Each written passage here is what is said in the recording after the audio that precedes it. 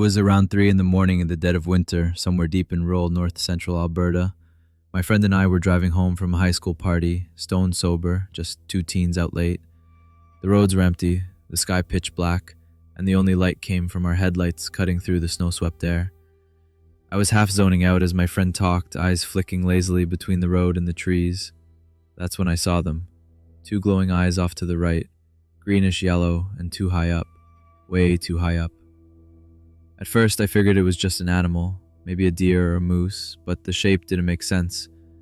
As we got closer, I realized this thing was standing on two legs, heavy set, with goat-like legs and horns that curled upward from the top of its head. It was wearing something, dark fabric maybe, draped across its upper half, but its arms just hung there at its sides like a human's. It didn't flinch as we approached. It didn't move at all. It just stood there, watching the road. My whole body froze. I felt it instantly, that ancient, primal fear, like something in my bones knew I wasn't supposed to see this. My mind didn't go to ghosts or monsters. It just said, this is wrong. This should not exist. I actually teared up, not from sadness, but from the pressure, the weight of something that defied explanation. We passed it quickly, and for a few moments, neither of us said anything. Time felt strange after that, like we were just floating forward. Eventually, the town's lights came into view, and I realized the car had gone quiet.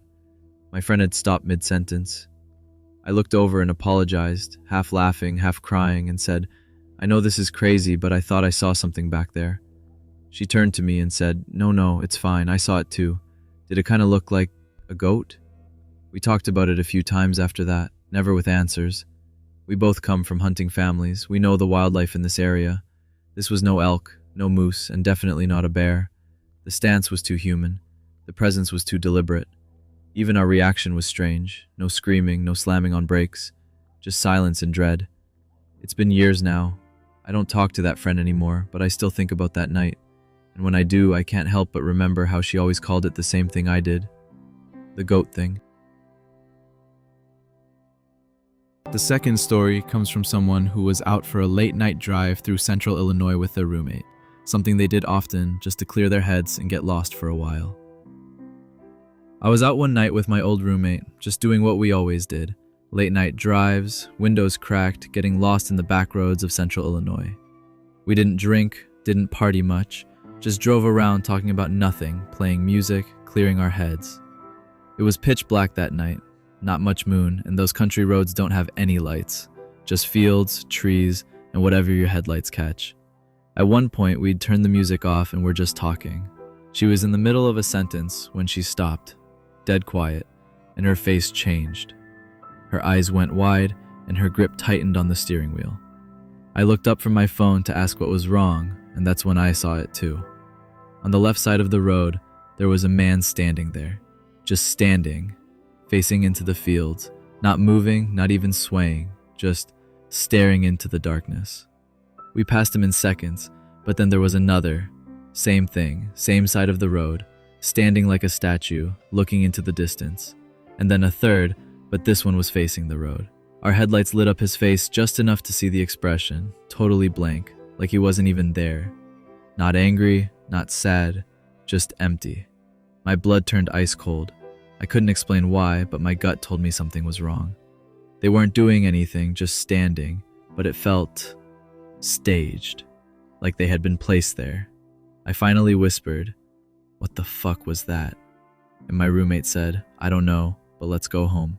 We didn't see any houses, driveways, farm equipment, nothing. Just people in the dark where no one should have been. The rest of the drive was silent. We didn't even turn the music back on. I tried to reason through it later. Prank? Sleepwalkers? But nothing really made sense. And the feeling I got, it wasn't just fear. It was wrongness. Like the world hiccuped for a second, and we saw something we weren't supposed to. That night still gives me chills, and I haven't been on one of those drives since.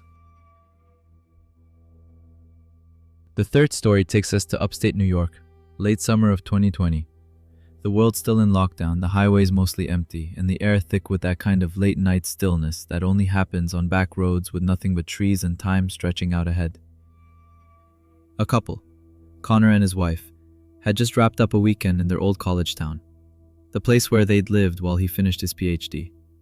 They'd spent the weekend catching up with friends, hiking familiar trails, eating at the places they used to love. It was supposed to be a quick getaway, something simple to replace the European vacation that got cancelled thanks to COVID. After dinner on Sunday, they pushed back their drive home until late. No rush, no traffic, just a quiet moonless night and hours of open road. The wife took the first half of the drive, but after a pit stop, Connor got behind the wheel and she sank into the passenger seat, controlling the music and watching the trees blur past. The road they were on was one she knew well. She'd driven it solo dozens of times, winding two-lane highway, mostly forest, with only the occasional gas station or turnout. It was dark. The kind of dark where your headlights feel like the only thing holding the world together.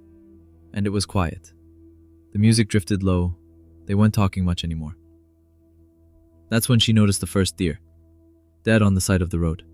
Looked fresh, not mangled like you'd expect from a hit. But what stood out most was how it had been placed. It wasn't just lying in a heap. It was stretched out, deliberately, legs extended, spine aligned with the edge of the divider, like someone had posed it. She thought maybe she was reading too much into it, until 10 minutes later, they saw another. Same side, same positioning. Too perfect to be an accident. Connor said something about how animals had been moving more during the pandemic. Fewer cars, more activity. Seemed logical. But another 10 minutes and there was a third, then a coyote, then a bobcat. Each one spaced apart like someone had marked the road with them, like mile markers. That's when the air changed. The quiet wasn't peaceful anymore. It was heavy. Watching. Connor tried to keep the mood light, but even he was rattled. Neither of them said what they were thinking, but both of them felt it. Something was off. Like they were heading toward something. Like something was ahead, waiting. Eventually, the toll booth appeared. The Easy Pass beeped. Connor gunned it. No more animals after that. Just lights, lanes, and the normal sounds of the throughway. But neither of them spoke for a long time. That part of the drive, that long stretch of darkness lined with dead things, felt like it didn't belong to the real world. Like they'd slipped into something else and barely made it out. They never talked about it again, and they've never taken that route since.